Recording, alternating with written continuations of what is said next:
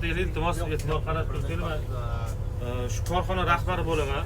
Uzavtotrans servisi MCH bosh direktori bo'laman. Ismim Javohir.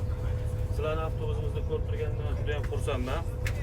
Men bir ikkita so'raydigan narsam bor. Bizning avtobusimizni qaysi ijtimoiy tarmoqda ko'proq ko'rdinglar? Siz masalan qaysi xatdan ko'rib keldingiz? Bizlarga birov tavsiya qildi. Tavsiya qildi. Internetda ko'rib kelganlar bormi? Qanaqadir blogerlarni chiqishlaridanmi, yo o'zimizning saytimizdanmi? Yo'q unaqa.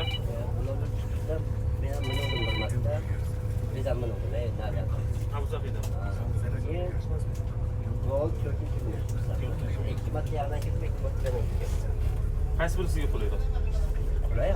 Siz qayerdansiz? Samarqanddan. Men ham shu saytdan ma'qul gaplashib oldim. Yaxshi, xursandman. Vodiydan, Qashqadaryodan, Vohadan bormi? Qashqadaryodan bor. Qaranglar, aprel oyining oxirida bizda shunaqa tizim ishga tushadi. Paynet orqali biletlarimizni xarid qilsanglar bo'ladi. Ya'ni qanaqa bo'ladi? Mana ko'chada bilsanglar, Paynet kioskalari bor, Info kioskalar bor. Info kioskaga borasizlar, u yerda bizning avtobusimizni tanlaysizlar.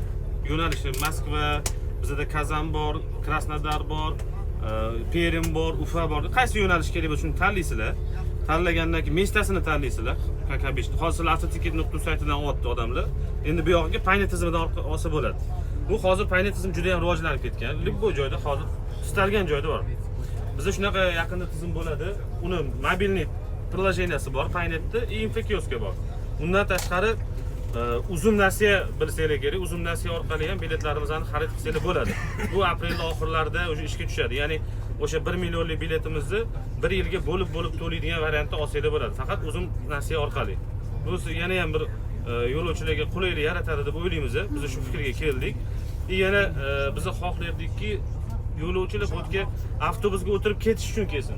Biletni istalgan joydan ola olsin degan bir fikrga kelganimiz uchun biz Paynet tizimi bilan hozir shartnoma qildik. Keyingi aprel oxiriga ishga tushadi bu. Borasizlar, tanlaysizlar, biletga o'sha pulni to'lov qilsanglar, sizlarga bilet tushib chiqib keladi. Bu o'sha mesda o'sha sizlarniki bo'lgan bo'ladi, sizlarniki sotilgan. Kimgadir pasport tashab, joy bron qilib qo'yinglar, unaqa qilib qo'yinglar degan narsalar bo'lmaydi. Kartasiga 100 ming tashab qo'yadigan narsalar ham bo'lganda shu paytgacha unaqa narsa bo'lmaydi. Qo'lingizda bilet bo'ladi, bilet bilan spokойно kelib ketsanglar bo'ladi. O'sha joy sizlarniki bo'ladi. Yana biz bitta narsani hozir o'ylab turibmiz, yaqinda yo'lovchilar bilan bir fikrni biraylik, qanaqa qabul qilishadi bu narsani.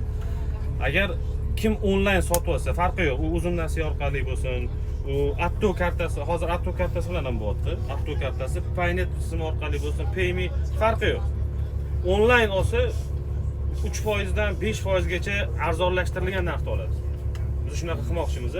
Чтобы yo'lovchilar posredniklarga, Qozog'iston avtobusiga yo'li bu kimlargadir aldanib qolmasin.